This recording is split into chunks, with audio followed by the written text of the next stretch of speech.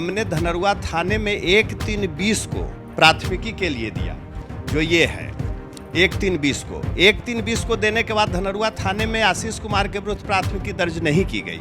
उसके बाद हमने 12-3-20 को एमडी महोदय को दिया, मुख्यमंत्री महोदय को दिया, ऊर्जा मंत्री महोदय को दिया, डीजीपी महोदय को दिया, आईजी महोदय को दिया, डीआईजी महोदय को दिया, सीनियर एसपी महोदय, मैंने सारे लोगों को दिया। कहीं से कोई मेरा निदान नहीं हुआ।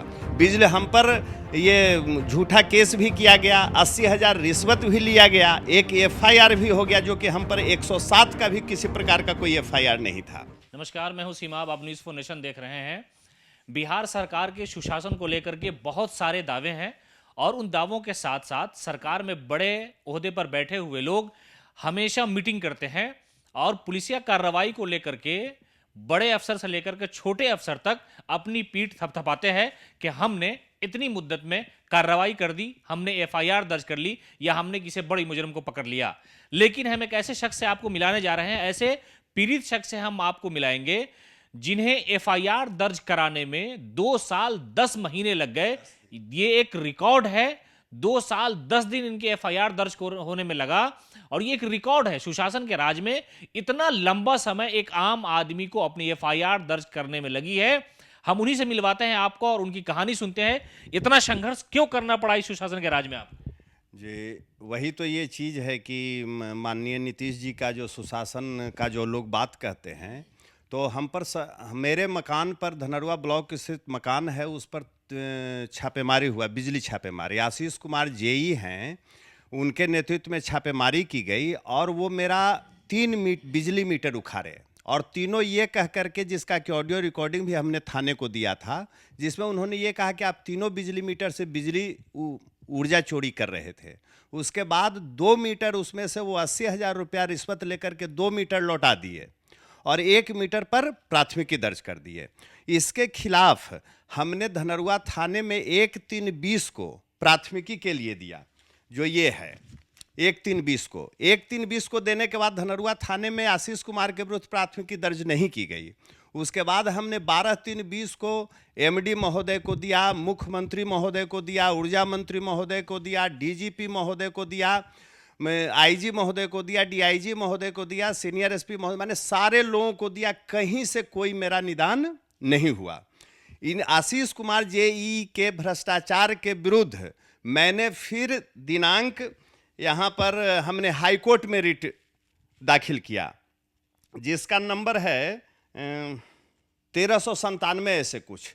तब जाकर के ये प्राथमिकी दर्ज हुई और उसके बाद आज हमने फिर डीजीपी महोदय से कि 2 साल 10 दिन लग गए प्राथमिकी दर्ज होने में।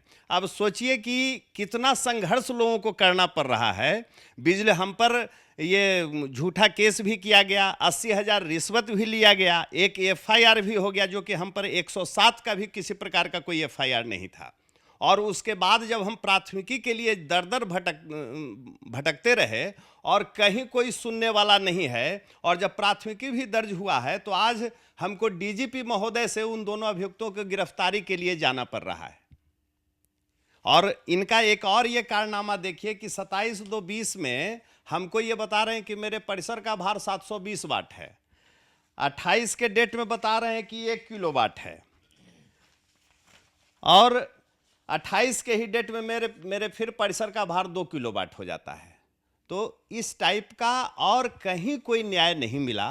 मतलब आपका ये कहना है कि एक इंजीनियर ने जो गलती की, आपसे कोई आपसी दुश्मनी रही हो, इस बात का खुलासा हम नहीं करना चाहते हैं, हम जानना भी नहीं चाहते हैं।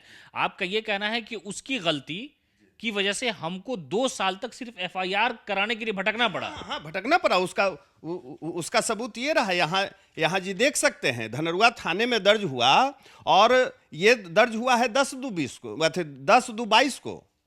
उसके बाद हमको राज्य सूचना आयुक्त के यहाँ जाना पड़ा, हाई कोर्ट में रिट हमने फाइल किया है। उसके बाद जाकर के ये 10/2 को, माने 2 साल 10 दिन महोदय, ये तो प्रूफ है कि धनरुआ थाने में 2 साल 10 दिन के बाद प्राथमिकी दर्ज हो रहा है। वही न्याय के लिए आप लोग से भी सहयोग मांग रहे हैं कि अब बताइए कहां से लोगों को न्याय मिलेगा। सरकार के बड़े बड़े दावे हैं, जो बड़े अफसर है वो कहते हैं कि थानों को चुस्त दुरुस्त किया जाता है और जो एक विधिवत कार्रवाई होती है वो नियमित समय के अंदर होती है, लेकिन यहाँ पे एक नया अजूबा कहानी आप बता रहे हैं। जी हाँ हाँ, वही तो इसका जीता जागता उदाहरण है कि जो इस प्राथमिकी के दोनों अभियुक्त हैं, आशीष कुमार जेई और कुंदन कुमार दक्ष खलासी, जो फर्जी गवाह है, जो कि स्वयं उसका रिकॉर्डिंग है मेरे पास, जो स्वयं हमको कहा है 3/3/20 के डेट में कि हम थे ही नहीं, और ये दोनों अभी ड्यूटी कर रहा है धनरुआ विद्युत प्रशाखा में। तो अब सुशासन का तो यही आलम है कि जिस पर प्राथमिकी हो, जिस पर 420 का 504 का धारा लगा हुआ है और वो ड्यूटी कर रहा है। क्या सुना हूं आपका? जी, नागमणि उर्फ तनिक कुमार। तो नागमणि जी को आपने सुना कि एक इंजीनियर के साथ इनकी जो आपसी दुश्मनी रही होगी, शायद उसको लेकर के इन्हें कितनी परेशानी झेलनी पड़ी, और फिर 2 साल के बाद इनकी एफआईआर दर्ज हुई है। और ये सुशासन के उन सारे कलई को खोल रहे हैं कि एक राजधानी पटना के थाने में जो संबंधित थाना अध्यक्ष है वो एफआईआर तक दर्ज नहीं करता है, और फिर एफआईआर दर्ज कराने के लिए राज्य सूचना आयोग से लेकर के कोर्ट तक के दरवाजे खटखटाने पड़ते हैं। आप बने रहे न्यूज़4नेशन के साथ।